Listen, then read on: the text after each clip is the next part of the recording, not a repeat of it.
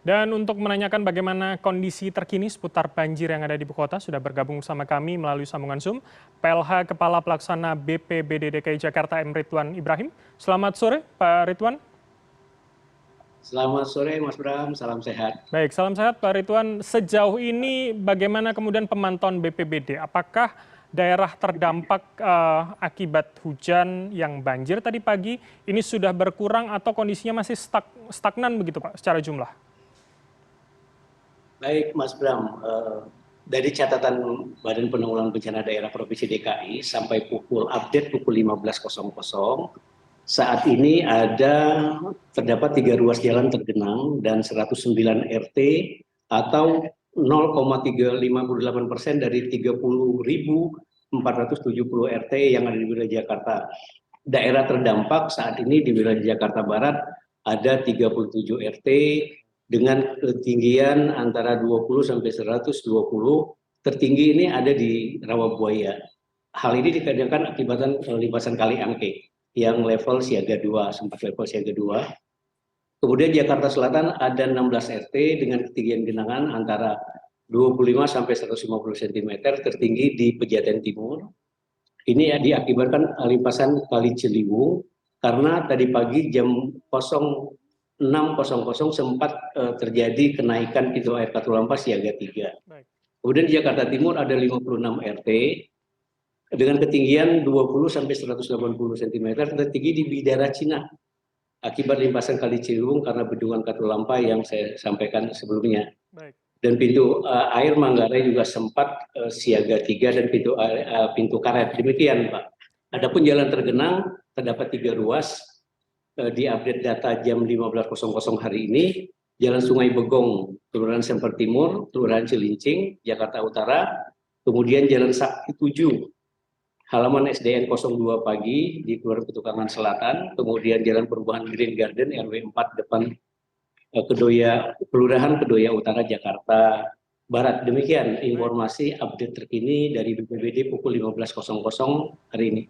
Baik, Pak Ridwan, kalau kemudian Anda mengatakan ketinggian masih cukup bervariatif begitu pada ratusan RT yang terdampak, bagaimana kondisinya di sana, Pak? Apakah maksudnya dalam status kebencanaan ini masih kita bisa katakan masih aman begitu untuk warga tetap bertahan? Karena laporan rekan kami tadi di salah satu lokasi di Cawang misalkan warga tetap bertahan karena memang belum ada pengungsian yang ideal begitu untuk mereka bisa pindah sementara. Bagaimana kemudian pantauan BPBD sejauh ini?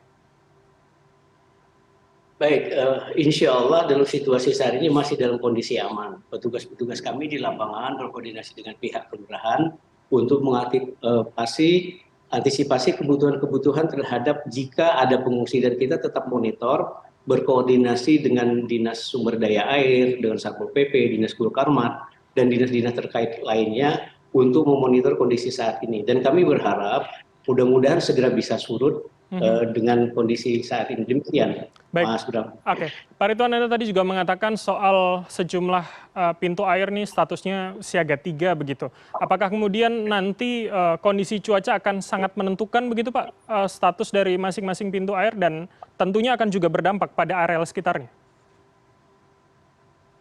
Betul, jadi intensitas curah hujan, mohon maaf kalau saya kembali sebentar ke belakang, itu berpengaruh terhadap tinggi muka air. Seperti terjadi pukul 07 kemarin sampai hari ini, tercatat jumlah intensitas curah hujan di Jakarta Timur 105 mm per hari. Kemudian di Pondok Betung Tangerang itu 105 mm per hari, dan Pompa Arsadia Jakarta Selatan 100 mm per hari. Ini berakibat kenaikan pintu air di sejumlah pintu air yang seperti saya sampaikan tadi. Demikian Mas Bram. Oke, artinya apa langkah antisipasi lanjutan Pak? Ketika misalkan dengan siaga 3 masing-masing atau sejumlah pintu air tadi, nantinya kemudian ada hujan lagi di malam atau di esok pagi misalkan. Akan seperti apa penanganan dari warga yang sudah saat ini terdampak dengan nanti adanya kenaikan volume air lagi begitu Pak Ridwan? Ya, jadi kami BPBD Provinsi DKI Jakarta selalu memantau melalui Pusat Data Informasi Kebencanaan, selalu memantau informasi-informasi dari BMKG.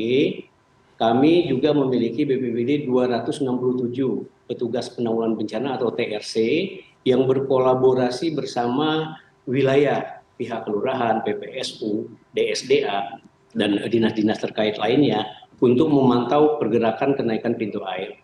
Dan kami juga menyampaikan sistem peringatan dini melalui SMS Blast dan melalui media sosial kita informasikan, media sosial BPBD melalui Twitter, Instagram, melalui media sosial lainnya, Facebook, dan media sosial yang ada di pihak kelurahan. Kami bersama-sama dengan pihak kelurahan, dengan aparat yang ada di wilayah kita untuk mengantisipasi masalah ini, dan kita menghimbau kepada masyarakat untuk berhati-hati ketika air masuk, terutama masalah listrik. Jadi jangan sampai listrik itu tetap menyala tetapi air tetap masuk. Nah kemudian BPBD Provinsi DKI dengan kelurahan sudah sebetulnya menentukan titik-titik lokasi pengungsian di mana harus mengungsi.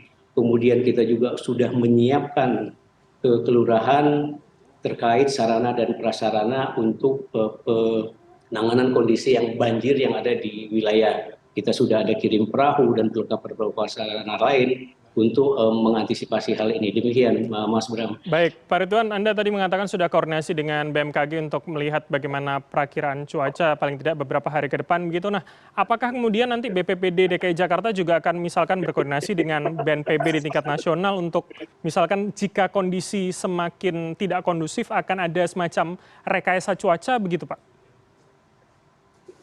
Ya, baik. Jadi terkait saya jawab dulu untuk perkiraan cuaca ya dari BMKG.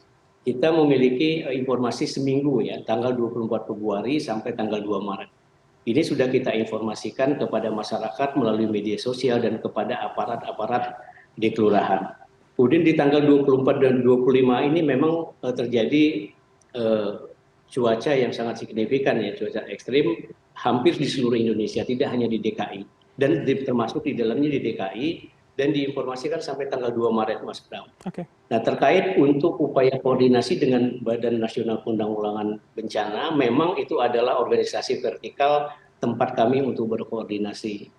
Sampai saat ini masih belum ada rencana untuk ke sana. Kami tetap menunggu informasi-informasi yang terkait dari BNPB apa yang kita lakukan ke depan, duduk bersama. Tapi insya Allah kalau kita lihat dari ramalan dari BMKG, prediksi dari BMKG ini sampai tanggal 2 Maret.